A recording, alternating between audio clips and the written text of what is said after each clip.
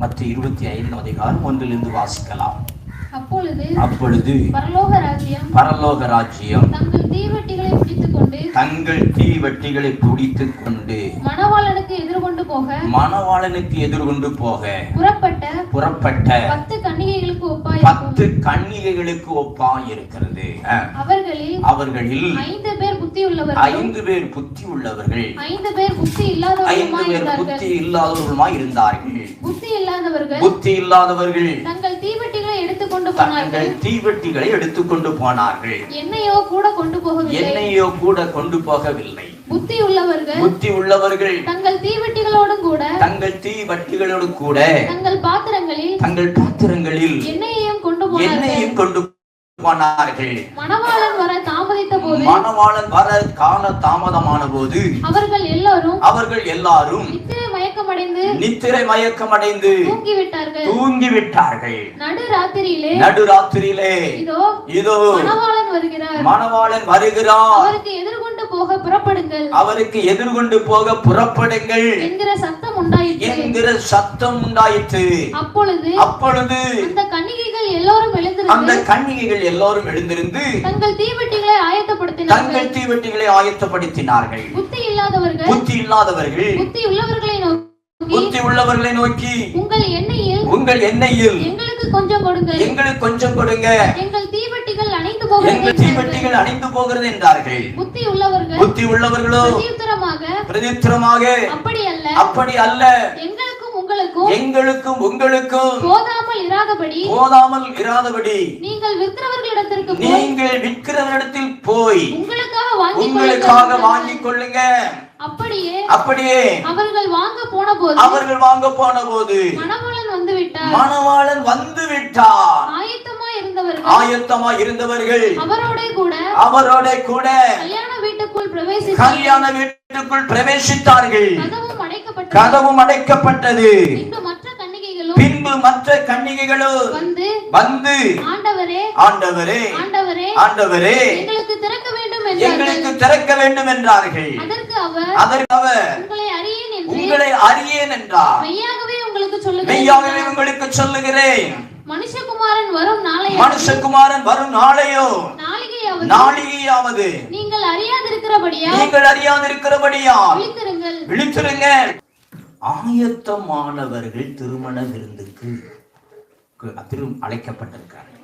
அதாவது திருமண மண்டபத்துக்குள்ளே அழைக்கப்பட்டார்கள். ஆயத்தம் இல்லாதவர்கள் வெளியில் நின்று சத்தமிடுகிறார்கள், எங்களுக்கும் கதவை திறவும். வாசிக்கலாம் அந்த முதல் வசனம். அப்பொழுது பரலோக ராஜ்யம் தங்கள் தீவட்டிகளை பிடித்துக் கொண்டு மணவாளனுக்கு எதிர்கொண்டு போக புறப்பட்ட 10 கன்னிகைகளுக்கு ஒப்பாய் இருக்கிறது. பரலோக ராஜ்யத்துக்கான பயணத்தை செய்கிறவர்கள் தங்கள் தீவட்டிகளை ஆயத்தப்படுத்தினவர்களாக எண்ணெயோடு கூட பின்னால பார்க்கிறோம், எண்ணெயோடு ஆயத்தப்படுத்தினவர்களாக அவரை மணவாளனை எதிர்கொள்ளக்கூடிய கன்னிகைகளாக இருக்கும்படியாக தான் வேத வசனம் சொல்லுகிறது. ஆழமான சத்தியம் என்ன? சபை, மணவாளன் கிறிஸ்து, மணவாட்டிங்கிறது சபை. சபை தீவட்டிகளோடு அதோடு சேர்ந்து எண்ணெய் என்கிற அபிஷேகம், மணவாட்டி என்கிற சபையில விளக்கு தண்டு பரிசுத்தமாயிருக்கணும். அதான் கன்னிகைன்னு அங்க வருது. கன்னிகை கர்த்தருக்குள்ள ஆயத்தமான கன்னிகைகள் 5 பேர் ஆயத்தமாக என்ன விளக்கு தண்டெல்லாம் கழுவியாச்சானா தேவையானது அபிஷேகம் வரல, எண்ணெய் இந்த அபிஷேகம் என்ன என்கிற அபிஷேகம், அந்த அபிஷேகத்தை நான் பெறுவதற்காக பல நாட்கள் ஏங்கி தவித்து வாஞ்சித்து நான் பெற்றுக்கொள்ள வேண்டியிருக்கிறது. ஆவிக்குரிய ஒரு ஆயத்தம். சும்மா ஒரு நாள்ல கடையில போய் என்ன வாங்க போறாங்க சொல்லப்போடு கடையில போய் வாங்கிடுவாங்க. அவங்க மணவாளன் மணவாட்டி என்கிற சபை ஆயத்தம் என்கிறது பல நாளாய் ஆயத்தப்படுகிறது. விளக்கு தண்டை தீவெட்டி ஆயத்தப்படுத்துகிறது. தீவெட்டி எப்போதும் பரிசுத்தமாக வைத்துக் கொள்வது. பரிசுத்தமாக்கப்படுகிறவர்கள் அந்த எண்ணெய் என்கிற அபிஷேகத்தினால் பரிசுத்தாவின் அபிஷேகத்தை நான் பெற்றுக் கொள்ளும் போதா இதோ நான் உலகத்தை ஜெயிக்கக்கூடிய மனுஷனாய் இருப்பேன். ஹல்லேலூயா! கையை தட்டி கர்த்தரை மகிமைப்படுத்துங்க. விளக்கு தண்டை எரிய வைக்கிறது பரிசுத்தாவின் அபிஷேகம். பரிசுத்தாவின் அபிஷேகம். இதுக்கு எந்த கடையில போய் வாங்க வேண்டாம். தேவ சமூகத்திலே காத்திருக்கிறோம். வைராக்கியமாய் காத்திருக்கிறோம். அபிஷேகத்துக்காய் காத்திருக்கிறோம். என்ன அபிஷேகம்? காத்திருக்கிறோம். சபையில வார வாரம் வந்து நின்று என்ன வசனம் எனக்கு சொல்லப்படுகிறது இன்றைக்கு, இந்த வாரம் என்ன வசனம் கர்த்தர் எனக்கு போதிக்கிறார், அப்படியாக ஒரு வாஞ்சை வைராக்கியம் எனக்குள்ள இருக்கும்போது, வைராக்கியம் எனக்குள்ள இருக்கும்போது, வேத வசனம் என்னை நோக்கி வரும்போது எனக்குள்ள இருக்கிற கட்டுகள் அவிழ்க்கப்படும். எனக்குள்ளே இறங்கி தவிக்கிற எந்த அளவுக்கு நான் வாஞ்சிக்கிறோம் அப்படியான ஒரு அபிஷேகம் நிரப்பும் போது பலமாக கொழுந்து விட்டு எரியும். ஹல்லேலூயா! சும்மா இல்ல. அடிக்கால் அளவு போதாது, முழங்கால் அளவு போதாது, இடுப்பளவு போதாது. நீந்தி நீந்தி நீந்தி முழுகணும். வசனம் வாசிக்கணும், ஜெபிக்கணும், கர்த்தருக்குள்ள வைராக்கியமா இருக்கணும். நல்ல கையை தட்டி அபிஷேகம் இன்னும் தாங்காண்டவரை கேட்கணும். எங்க போனாலும் உங்களுக்கு அபிஷேகத்துல ஒரு வாஞ்சை இருந்ததுன்னா அதை உங்களுக்கு கொடுப்பாரு. யார் வாஞ்சையோடு அந்த கர்த்தருடைய அபிஷேகம் எனக்கு வேணும், என்ன பரிசுத்தாவின் என்ன தான் தாவீது சொல்லுவாரு, என் மேல புதிய எண்ணெயா அபிஷேகம் பண்ணினார், காண்டாமிருகத்துக்கு ஒத்த பலத்தை கொடுத்தார். சங்கீதம் 92 10வது வசனம் வாசிக்கலாம். என் கொம்பை காண்டாமிருகத்தின் கொம்பை போல உயர்த்துவீர், புது எண்ணெயால் அபிஷேகம் பண்ணப்பட்ட.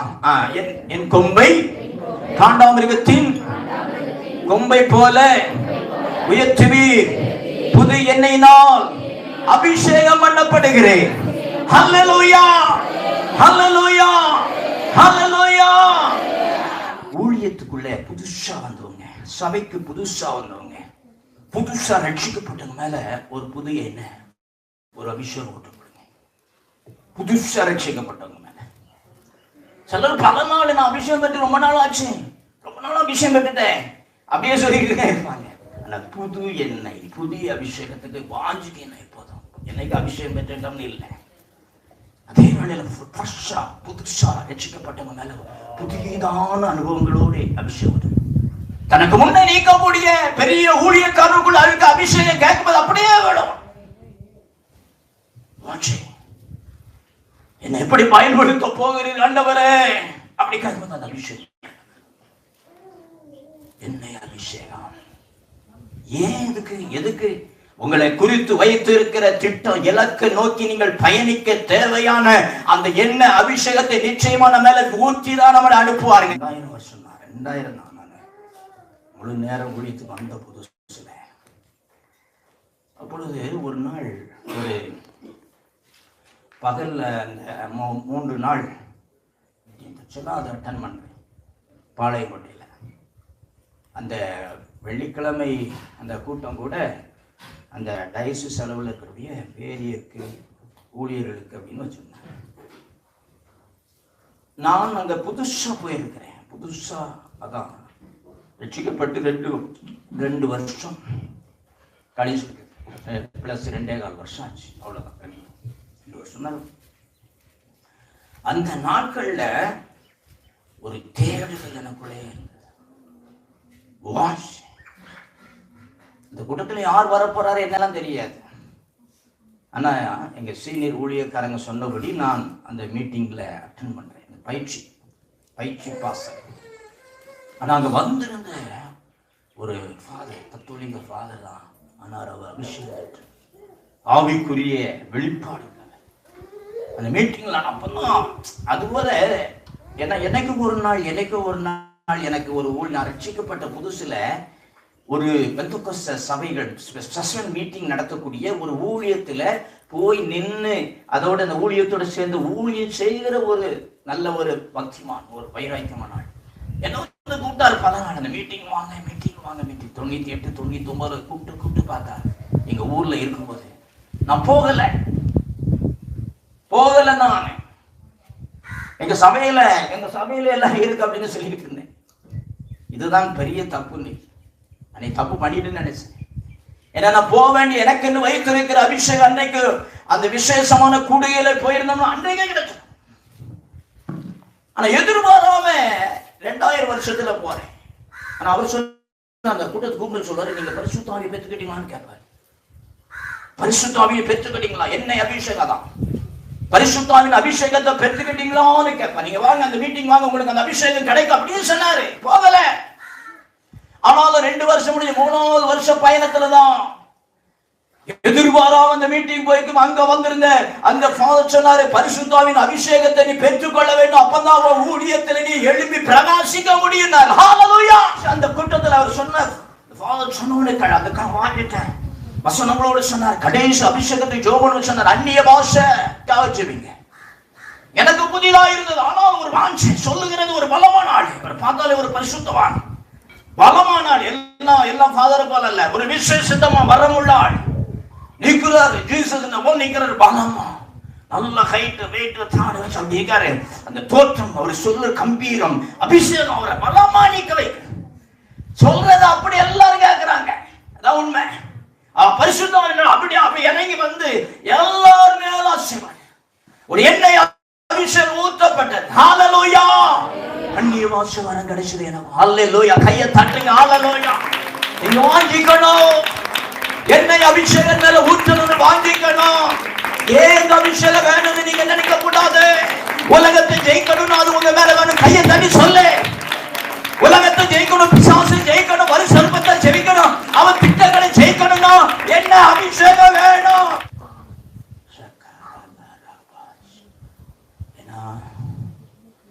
இந்த பொல்லாத காலத்துல சவால்களை சந்திக்கக்கூடிய ஒரு பலம் அந்த எண்ணெய் அபிஷேகம்.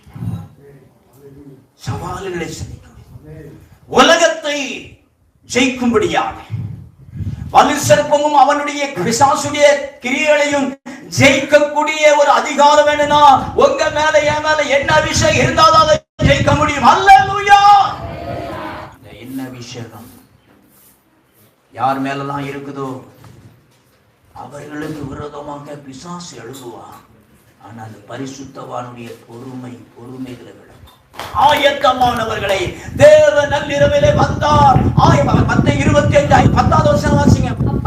அப்படியே அவர்கள் வாங்க போன போது மணவாளன் வந்து விட்டார். ஆயத்தமாய் இருந்தவர்கள் அவரோட கூட கல்யாண வீட்டுக்குள் பிரவேசித்தார்கள். கதவும் அடைக்கப்பட்டது. ஆயத்தமான கல்யாண வீடுன்னு சொல்லப்பட்டது. கல்யாணத்துக்கான மணவாளன் வருவார். வெளிப்படுத்தல் 19:7 நான் சந்தோஷப்பட்டு களிகூர்ந்து அவருக்கு துதி செலுத்த கடவோம். நாம் சந்தோஷப்பட்டு களிகூர்ந்து அவருக்கு துதி செலுத்த கடவோம். ஆட்டுக்குட்டியானவருடைய கல்யாணம் வந்தது. அவருடைய மனைவி தன்னை ஆயத்தம் பண்ணினார் என்று சொன்ன கேட்டீங்க. அவருடைய மனவாட்டி ஆயத்தம் பண்ணினால சபை ஆயத்தமானவது சபை. அவர்கள் தான் அந்த ஆட்டுக்குட்டியானுடைய திருமண விருந்து, கல்யாண விருந்துக்கு ஆயத்தமானவர். தொடர்ந்து வாசிக்கலாம். சுத்தமும் பிரகாசமுமான மெல்லிய வஸ்திரம் தரித்துக் கொள்ளும்படி அவளுக்கு அளிக்கப்பட்டது. அந்த மெல்லிய வஸ்திரம் பரிசுத்தவான்களுடைய நீதி. நல்லா கவனிங்க, கர்த்தருடைய பரிசுத்தவான்களுடைய நீதி மெல்லிய வஸ்திரம். ஆயத்தமான நிலை. பிரியமானவர்களே, அங்கு மத்தேயு 25 சொல்லப்பட்ட ஆயத்தம் என்ன? கர்த்தருடைய நீதியை செய்யணும், ஞானஸ்தானம் வாங்கணும். மத்தேயு 3 யோவான் ஸ்நானம் முன்னால போய் நின்று இயேசு ஞானஸ்தானம், இது நீதி சொல்லுவார். எப்போது போல வருஷம் வருஷம் வழிபாட்டுக்காக போவான் எருசலேமை நோக்கி. எத்தியோப்பியா இருந்து அந்த எத்தியோப்பியாவுடைய ராஜா அவருடைய அரசவையில் இருக்கக்கூடிய கந்தகாகி போவான். அங்க போய் எருசலேமில போயிடுவான், ஆண்டவரை தொழுதுட்டு வருவான். ஆனாலும் அவனுக்கு சுவிசேஷம் அறிவிக்கப்பட்ட பொழுது, பிலிப்பு வழியாக சுவிசேஷம் அறிவிக்கப்பட்ட பொழுது அவன் சொன்னா, தண்ணியை பார்த்தோன்னே நான் என்ன செய்யணும்? என் நீதி. இறங்கினான். ஞானஸ்தானம் வாங்கலாம். உடனே அவ்வளவுதான். பிலிப்பாவனோடு கூட இறங்கி ஞானஸ்தானம் கொடுத்தான். வேதம் தெளிவாக சொல்லுகிறது, மூழ்கி ஞானஸ்தானம் எடுக்க நீதி. பரிசுத்தாவின் அபிஷேகம் பெறணும், அது நீதி. அந்த அபிஷேகம் அதான் சொன்ன, எண்ணெய் விளக்கு தண்டு பரிசுத்தமாயிட்டு அபிஷேகம், பரிசுத்தாவின் அபிஷேகம். அதை பெறுவதற்கு நீங்க வாஞ்சித்து நின்னாதான் இதோ அந்த முதலாம் 1000 ஆண்டு ஆட்சி. இப்ப மீண்டும் அந்த 19ஆம் அதிகாரத்தை வாசிக்கலாம். பின்னும் அவன் என்னை நோக்கி ஆட்டுக்குட்டியானவருடைய கல்யாண விருந்துக்கு அழைக்கப்பட்டவர்கள் பாக்கியவான்கள் என்று எழுது. மேலும் இவைகள் தேவனுடைய சத்தியமானவைகள், சத்தியமான வசனங்கள் என்று என்னுடனே சொன்னார். தேவனுடைய வசனம் சத்தியங்கதான். நீங்க பைபிள சும்மா படிச்சுட்டு அப்படியே போட்டு வச்சுட்டு போறதுக்கு இல்ல. சத்தியம் எங்க இருக்கு, எப்படி சொல்லப்பட்டிருக்குன்னு அதை வாசித்து புரிந்து கொள்ளும். இல்ல அதான் நீங்க பிரசங்கம் கேட்கணும், உபதேசம் கேட்டு புரிஞ்சு உங்களை ஒப்பு கொடுத்தாதான் பரிசுத்த ஆவியானவர் உங்கள் மேல இறங்கி வருவார். என்ன அபிஷேகம் உங்க மேல ஊற்றப்படும்.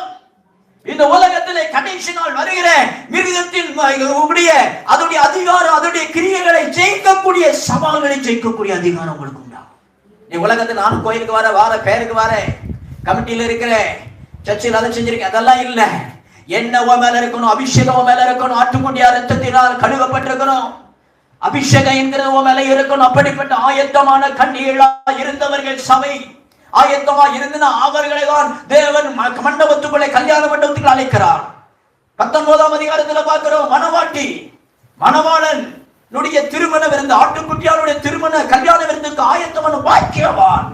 என்ன ஆயத்தம் அங்க பார்க்கிற 20ஆம் அதிகாரத்துல, இதோ மணவாளன் சிங்காசனத்தில் இருக்கிறார், அவரை சுற்றி இருக்கிற அந்த பாருங்க, அந்த பிசாசு எல்லாம் கட்டி அவனை கட்டி போட்டாச்சு.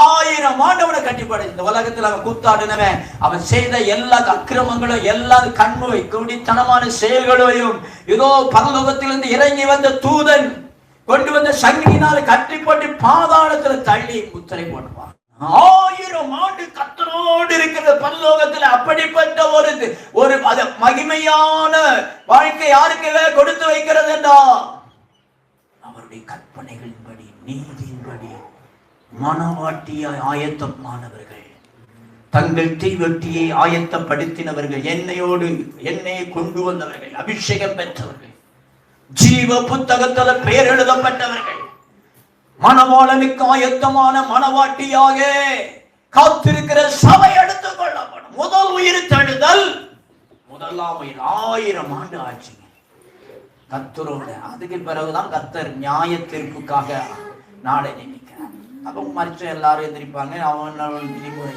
விதிக்கு தக்க நீதிக்கு தக்க செய்வார். ஆனா இந்த விசேஷமா ஆயத்தமானவர்கள், நீங்க 1000 ஆண்டு ஆட்சி வேணும்னா உலகத்தால் கரைப்படாமல்,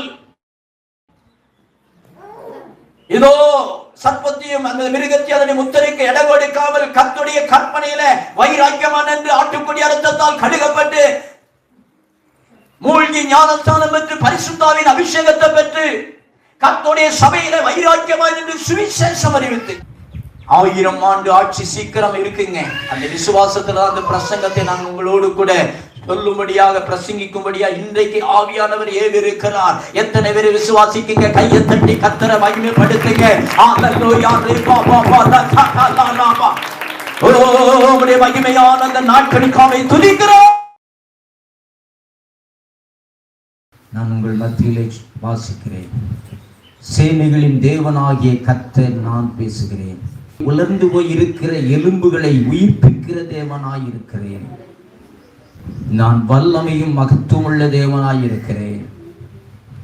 பல நாடுகள் பொருளாதார வீழ்ச்சியினால் விழுந்து போகிறதை பார்க்கிறேன். அந்த நிமித்தம் ஜனங்களை அடிமையாய் விற்கிற நிலைகள் உண்டாகிறது. ஜனங்களுக்குள்ளே பலவித தீய காரியங்கள், தற்கொலையின் ஆவிகள் பலமா செயல்படுகிறதை பார்க்கிறேன். தற்கொலையின் ஆவிகள் பெருகி கொண்டிருப்பதை பார்க்கிறேன். நான் பலசாலி என்று சொல்கிறவன் அவன் பலம் இழந்து விழுப்பான். நான் பலசாலி என்று சொல்லுகிறவன் அவன் பலம் இழந்து விழுகிறதை பார்க்கிறேன். தற்கொலையின் ஆவி மிக மோசமான நிலையிலே ஜனங்களை அலக்களிக்கிறதை பார்க்கிறேன். ஜனங்கள் அவைகளை குறித்து விழிப்பா இல்லாத நிலையையும் பார்க்கிறேன்.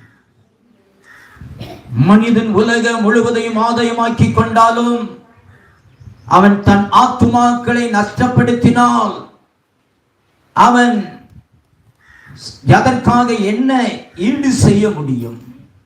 அவன் சம்பத்து அவனை தப்புவிக்க கூடுமோ?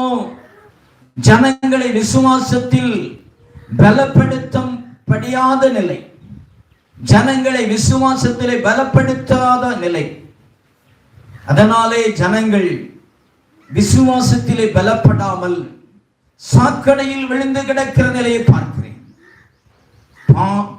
பொருளாசையையும் பணத்தையும் தேடுகிறவர்களுக்கு ஐயோ! பொருளாசையும் பணத்தையும் தேடுகிறவர்களுக்கு ஐயோ! விசுவாசத்தில் பலப்படுகிற ஜனங்கள் அந்த நாளிலே என் மத்தியிலே நிற்பார்கள். விசுவாசத்துக்கு இடம் கொடுக்காதவர்கள் அந்த நாளிலே இடறி விழுவார்கள்.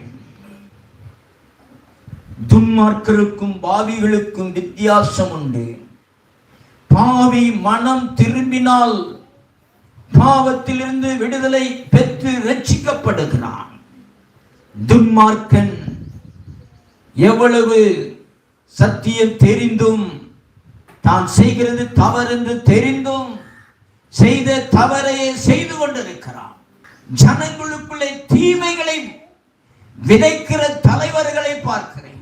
நல்லவர்கள் போல அவர்கள் நடிக்கிறார்கள். அப்படிப்பட்ட தலைவர்கள் பெருகிக் கொண்டிருப்பதை பார்க்கிறேன். அதி சீக்கிரத்தில் வரப்போகிறேன். உன் தேவனாகிய கர்த்தரை சந்திக்க ஆயத்தப்படு. அல்லேலூயா, அல்லேலூயா, அல்லேலூயா.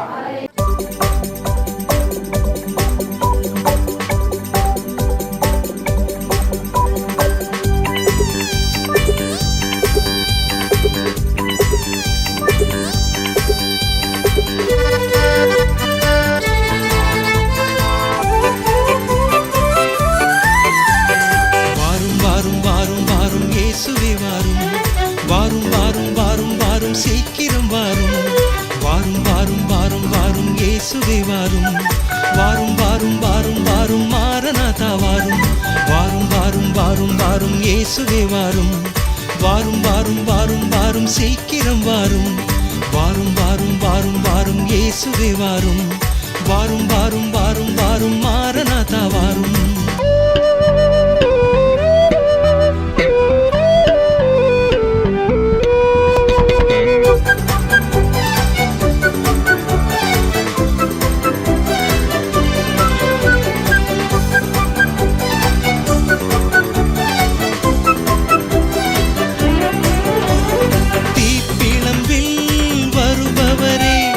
சீக்கிரம்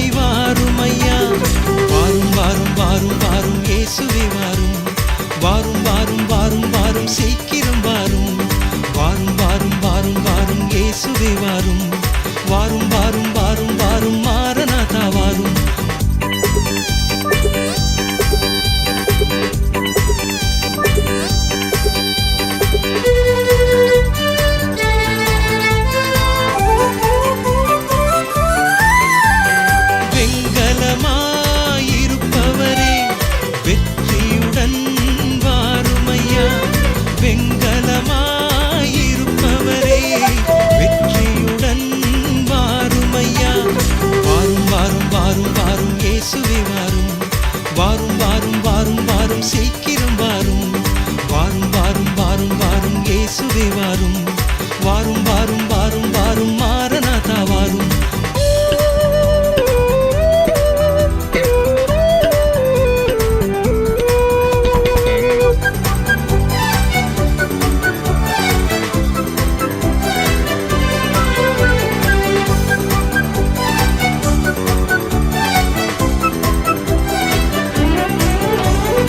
உயிர்த்தெழுந்த மன்னவரே உயிர்ப்பிக்க வாருமையா. உயிர்த்தெழுந்த மன்னவரே உயிர்ப்பிக்க வாருமையா. வாரும் வாரும் வாரும் வாரும் இயேசுவே வாரும் வாரும் வாரும் வாரும் வாரும் சீக்கிரம் வாரும் வாரும் வாரும் வாரும் வாரும் இயேசுவே வாரும் வாரும் வாரும் வாரும் வாரும் மாரநாதா வாரும்.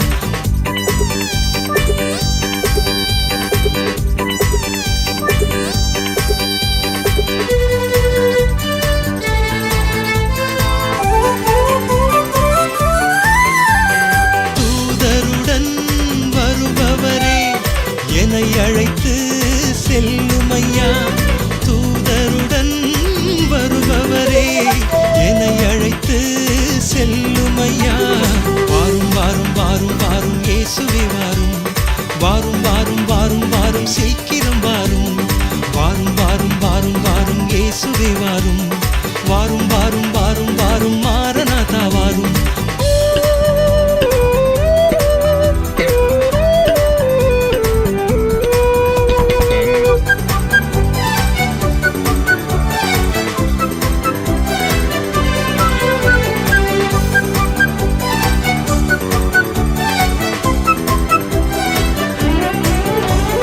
வரப்போகும் வல்லவரே வல்லமையாய் வாருமையா.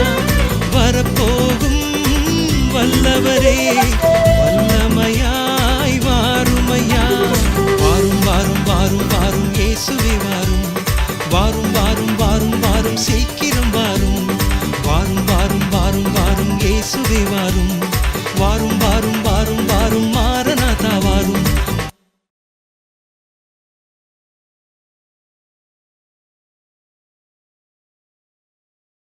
மாபெரும் விடுதலை உபவாச கூட்டம் மாதந்தோறும் முதல் ஞாயிற்றுக்கிழமை காலை 10 மணி முதல் பிற்பகல் 3 மணி வரை நடைபெறுகிறது. தேவ செய்தியாளர் திதீம் பீட்டர் பால் அவர்கள். சியோன் ஜெபக்கூடாரம். தொடர்புக்கு 9924466553 மற்றும் 908005899923.